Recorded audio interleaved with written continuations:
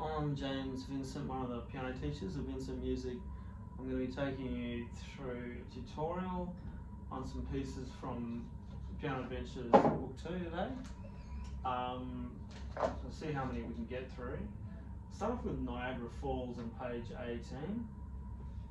It's quite a good one, like it's jumping around everywhere. It's quite an impressive one to play.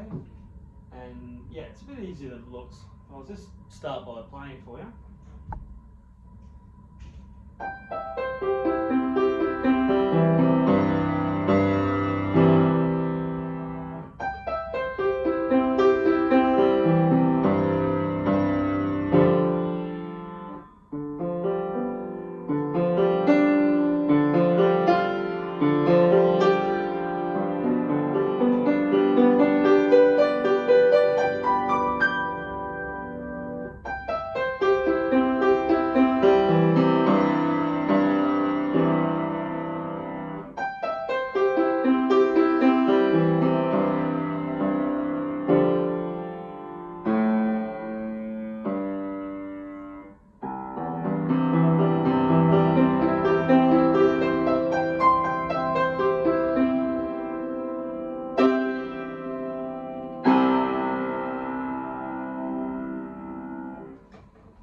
Okay, so let's break it down a bit.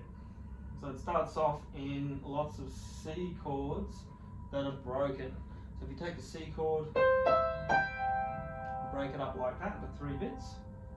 That whole first line is like that, but opposite direction, and the hands is kind of crossing over.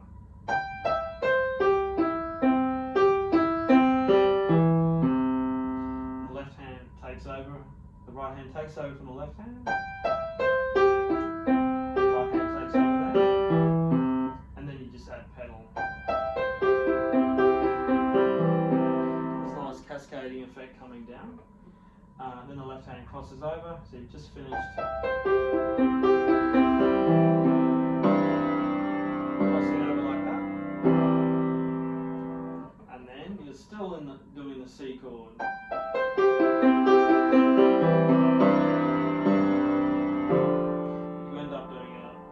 G7 chord in the left hand there. And then going on, this whole next bit is all G7 or G chord.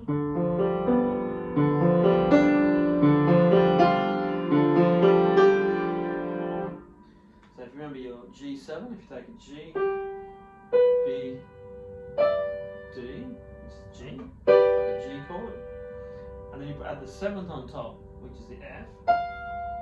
We call that G7. So from bar 17 to bar 24, it's all of that. That's all the harmony of the G7 chord in different inversions. In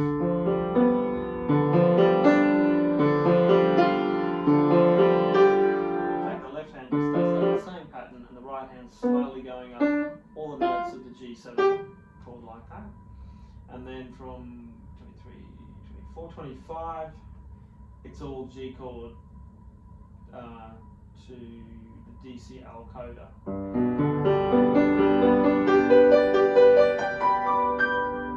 And again, you get that taking over thing here.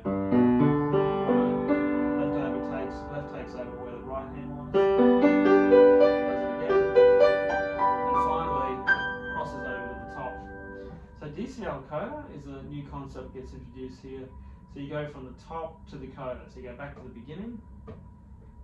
When you get to that bit, all the way, keep going, keep going, keep going. And then bar 11, 12, 13, 14, it says 2 coda. It's like a tunnel.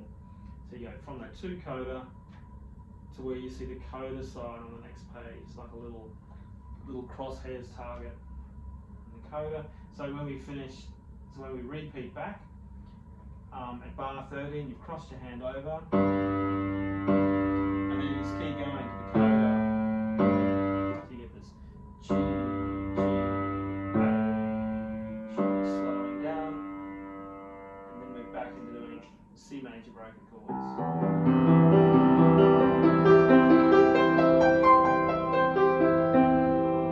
We've finished. Have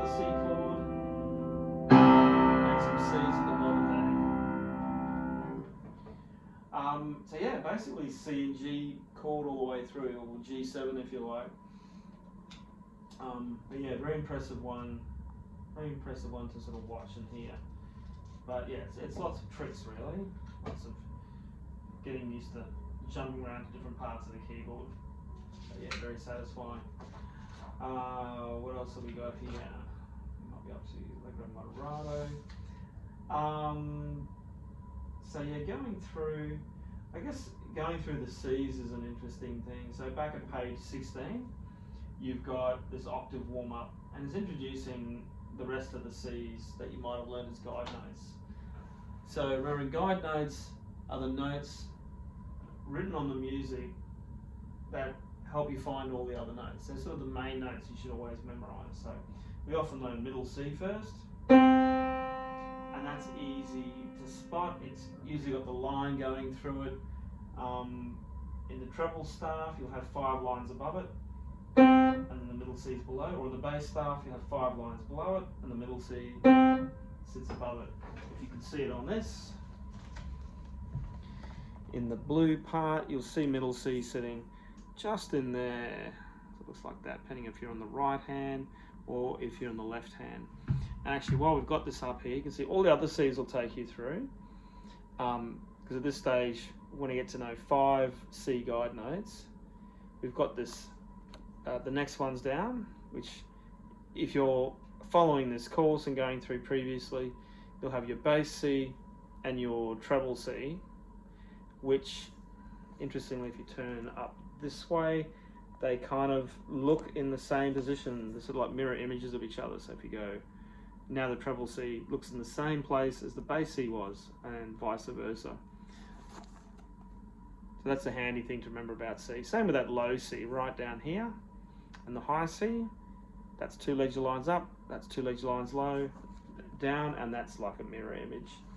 So on the piano, going through them, we have middle C's, your treble C, which is that 3rd space, and the bass C down here. So in that first book on Adult Piano Adventures, you've used those C's as your main guide notes. And now we're entering into the high C and the low C. And at that point, it's going to become much easier to figure out all the notes written on the staff and all the ones in between. And yeah, they're quite easy to spot.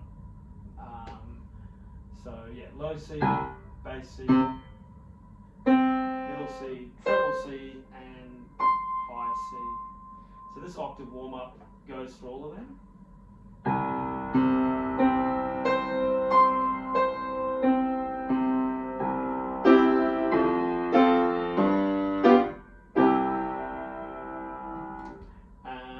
And it has sort of a primary chord little exercise at the end there, the 1, the 4, and the 5, 7. And then, yeah, it's a good exercise actually to then transpose into the key of G major. See if you can remember your primary chord.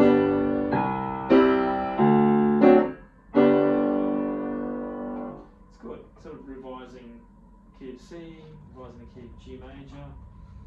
And you've got this nice piece called Cathedral Chimes, reinforcing all your new C's. The next page, page 17. A new dynamic mark, double P, which pianissimo, which means very quiet. And this Cathedral Chime sounds like.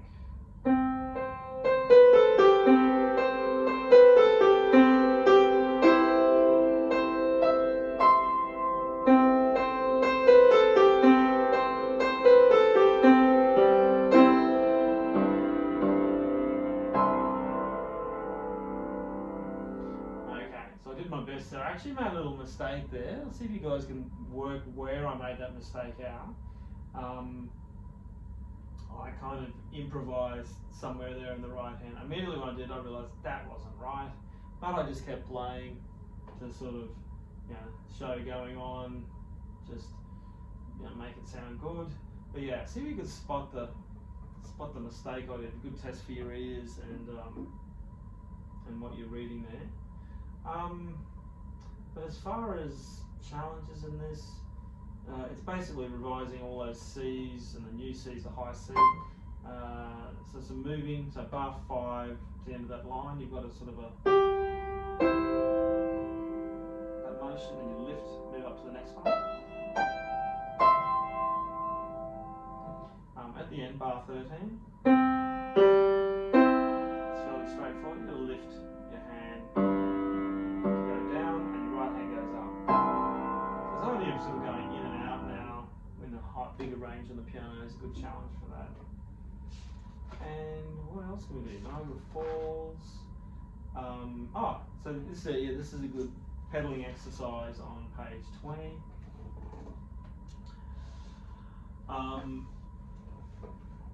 This is real neat. It's a good way of breaking it down. I like how this gets broken down in this book. So pedal exercise.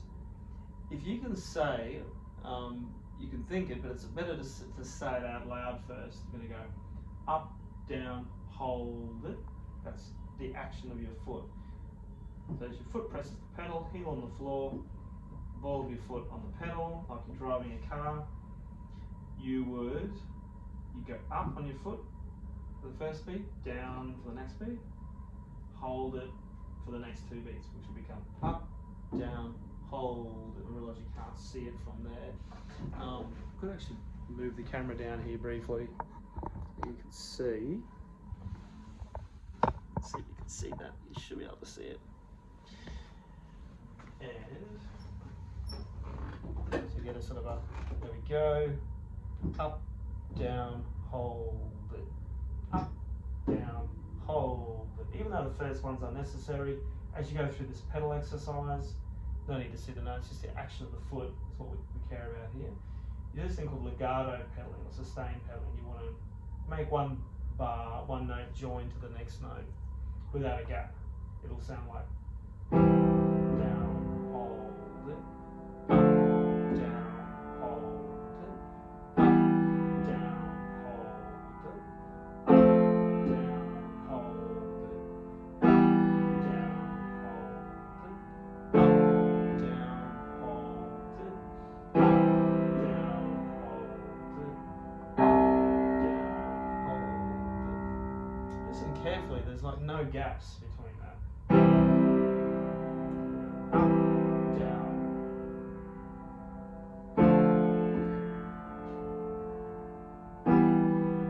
Which is what we want. We want one bar to connect to the next. Anyway, fantastic exercise for getting your feet more coordinated, pedaling with the music. So that's it for today. Hope you found that useful, and catch you next time.